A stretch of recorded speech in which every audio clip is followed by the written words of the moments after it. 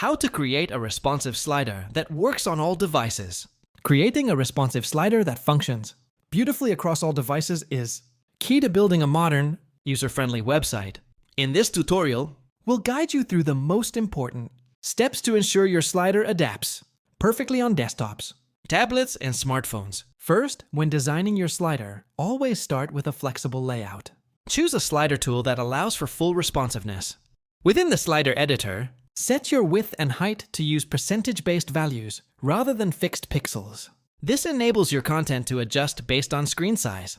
Next, take advantage of the different device views available in most modern slider tools.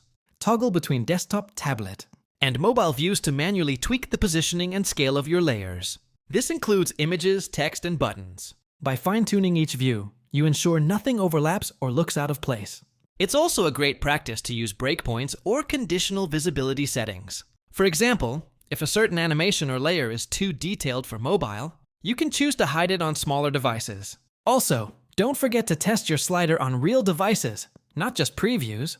Sometimes simulator views miss small quirks, especially with touch-based gestures. To make your sliders even more dynamic, use smart alignment and scaling tools. Many platforms allow you to pin elements relative to screen corners or centers, so they always look right. Want to access professional slider templates that are already mobile optimized? The link is in the video description. Check it out and take your slider game to the next level.